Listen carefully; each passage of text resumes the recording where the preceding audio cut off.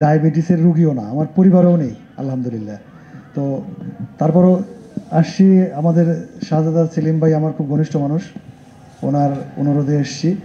আমি একজন সাংবাদিক হিসাবে, আপনারা যারা সামনে বসে আছেন সবাই আমার সহকর্মী, আমাদের সাংবাদিক বন্ধুরা। কেউ পত্রিকায় কাজ করেন, কেউ টেলিভিশনে করেন, কেউ বর্তমানে তো সামাজিক যোগাযোগ ব্যবস্থার সবথেকে শক্তিশালী মাধ্যম। পত্রিকা সবাই দেখতে পারে না, কিন্তু ফেসবুক সবাই ব্যবহার করে।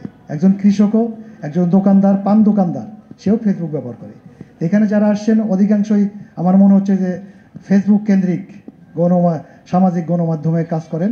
আমি আপনাদের অনুরোধ করব, ডায়াবেটিস একবার হয়ে গেলে কিন্তু আর রক্ষা নেই। ডায়াবেটিস যাতে না হয় সেই বিষয়ে মানুষকে, জনসাধারণকে, আমাদের ভাই বোন পরিবারের সবাইকে সচেতন করা আমাদের দায়িত্ব। যেহেতু গণমাধ্যমের মধ্যে সংবাদপত্র এবং টেলিভিশন সবাই দেখে না, সবাই পড়ে না, ফেসবুক কেন্দ্রিক যোগাযোগ যে মাধ্যমটা, এটা সবচেয়ে বেশি জনপ্রিয় এখন।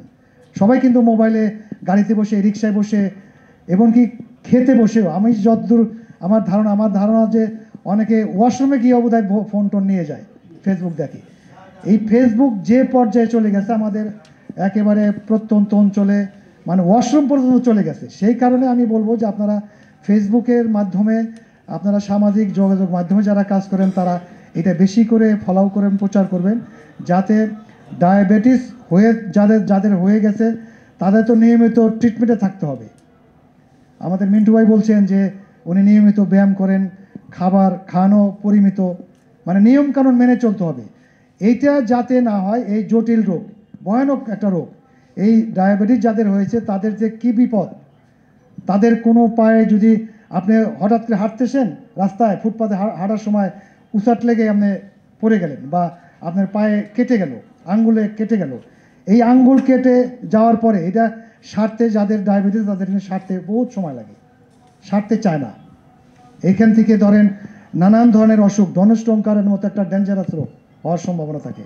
এই জন্য আমি বলবো যে ডায়াবেটিস রোগে আক্রান্ত হওয়ার আগে যারা আক্রান্ত হন নাই পারিবারিকভাবে, তারা সবাই সচেতন হবেন। নিয়মিত হাঁটাহাঁটি করা, খাওয়া দাওয়া নিয়ম মেনে চলা।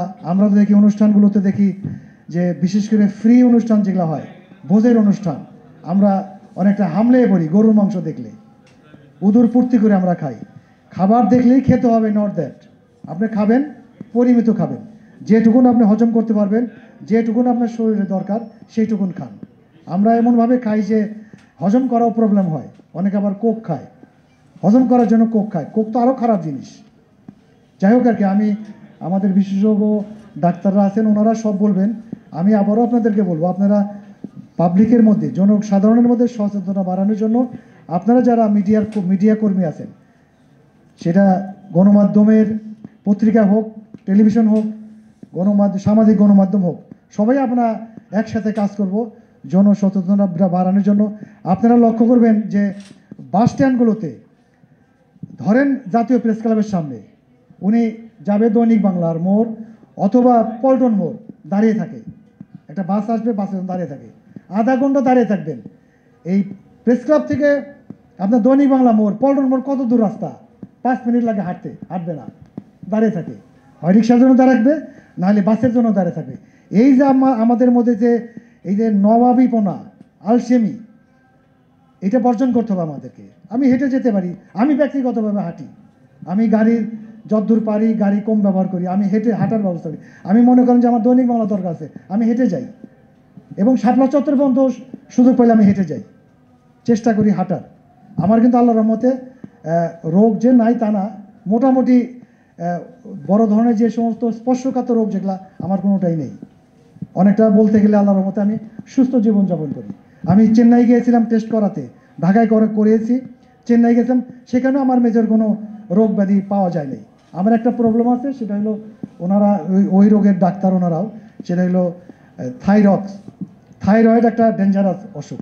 আমি এটা জানতাম না, এটা ভয়াবহ, এই ডায়াবেটিসের মতো একটা রোগ আমাদের প্রত্যেকেরই আছে। এটা 3-4 মাত্রার উপরে গেলে এটা খুব খারাপ প্রতিক্রিয়া হয়। আপনারা যারা বিভিন্ন জটিল রোগে ভুগছেন, অপারেশন করতে গেলে কিন্তু এই থাইরয়েডের টেস্ট মাস্ট। কারণ থাইরয়েড যাদের মাত্রা বেশি, তারে অ্যানেস্থেসিয়া দেওয়ার পরে আর জ্ঞান ফিরবে না।